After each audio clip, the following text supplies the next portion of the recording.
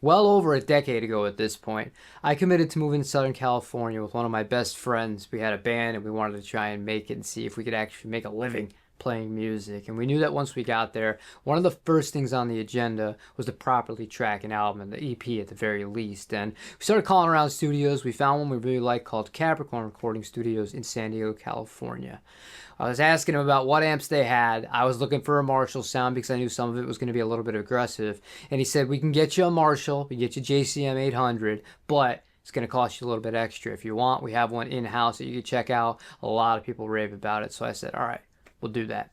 Lo and behold, I met the Rockerverb for the first time.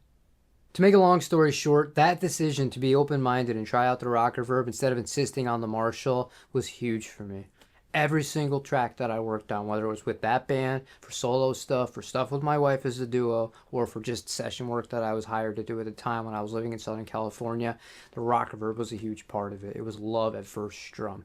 Today, we're going to be doing something a little bit different because I already know this is a great amp. That's not the reason why I borrowed it from Sounds. I borrowed it from Sounds to see if it's something that can actually work in a home environment in practical sorts of volume levels. And thanks to the new attenuator that's in it, I think we have a chance. We're running through a 1x12 cabinet with the Celestion Vintage 30 on it. I got it mic'd up by the Fentone ribbon microphone from Warm Audio and the Shure SM57. We're going to blend in and out between coming right from the cabinet and using the room microphone to give you an idea of how loud this thing is in the room.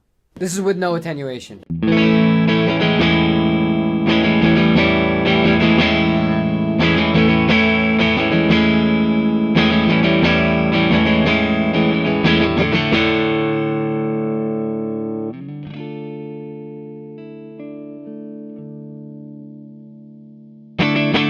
There's no way that I could talk over that, and that is much louder than the Princeton Reverb, and it's much louder than I would typically use the Dr. Z. You can get to this loud, but I don't typically use this loud in the freaking room when I'm actually sitting here making these sorts of videos or recording. So we're already off to a point where I need this attenuator to not be good, but I need it to be great. So let's go ahead and start it off here.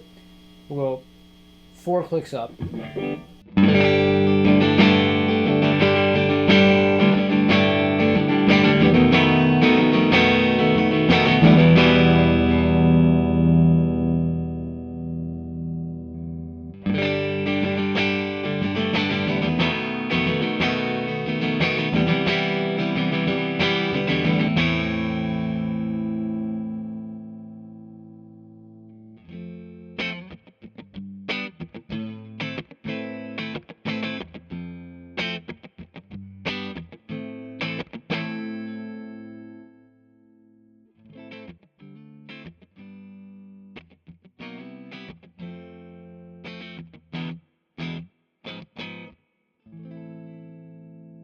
That's very quiet.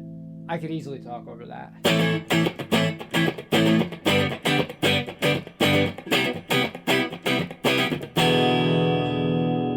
But it doesn't quite give me the juice. I think the sweet spot is actually right around or below noon.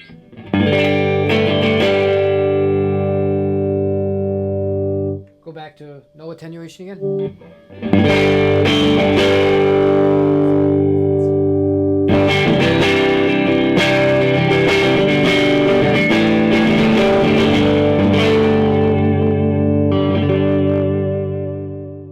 Now for the dirty channel.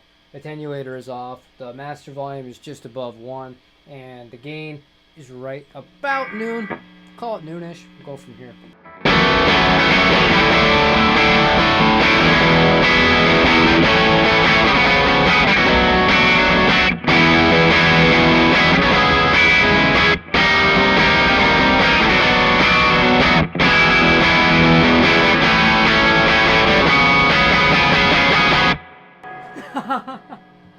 That's really loud, but that's the sound, man. All right, let's try the attenuator up. 4 notches, right around 10 a.m., same thing. See,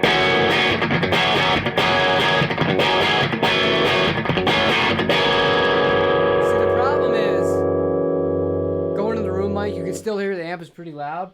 I feel like it loses a lot of low end, though. We go back to 4 here.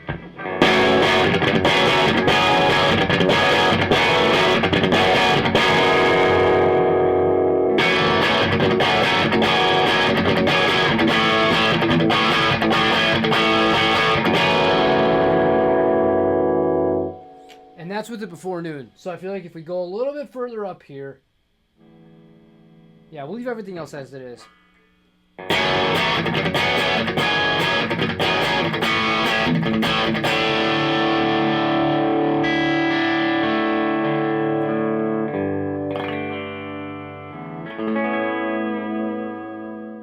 The Mariposa feels slightly more appropriate for this. Unwind. It's gonna get loud. Oh god. Oh god.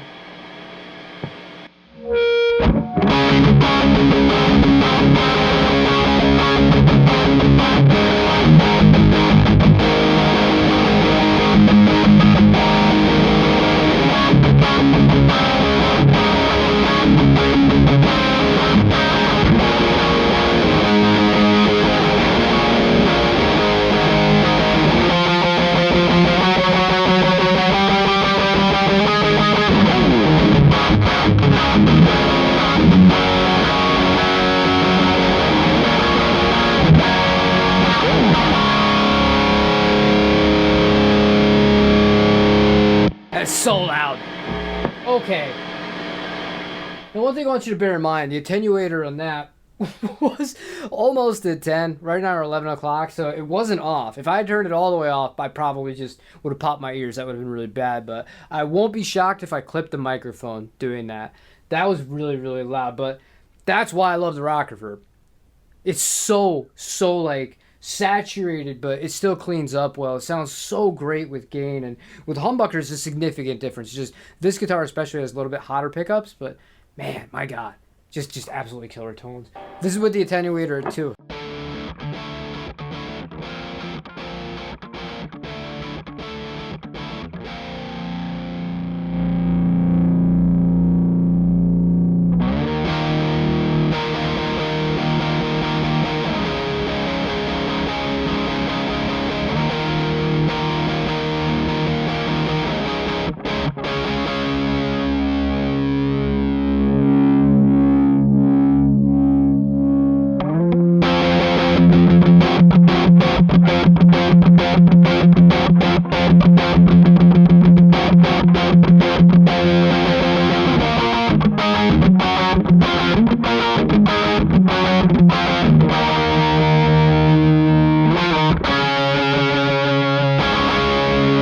I realized my intentions for this video were a little bit different, and it was really a personal thing. I just wanted to see how practically this would work, and I could say this, I'd be about 80% happy using this thing at home.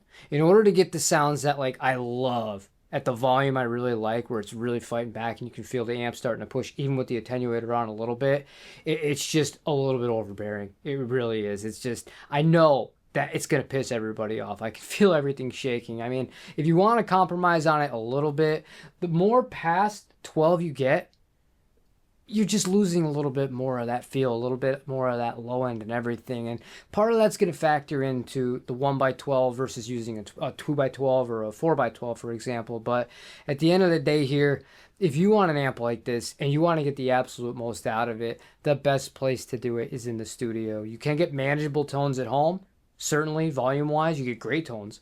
But in order to get it like quiet enough so you could use the thing and be happy at night, I still think it's just too much. Thank you for watching today's video, and I have to say this before I get going. Thank you to Zounds for letting me try this out and see if this was something that's practical or not, because there's so many times where you're just going to hear the thing mic'd up close. You're not going to talk about the real world sorts of usages of it, and that was my main kind of goal today. I realized I didn't do as many like isolated cherry pick clips, but at the end of the day, that's not what was important to me, and that's the reason I did this. So thank you to Zound to support them. Check the link in the description for all of your musical equipment needs. Appreciate all of you watching till the end. For questions, comments, or concerns, use the comments section. And that's it. Thank you for watching. See you on the next one. Take care.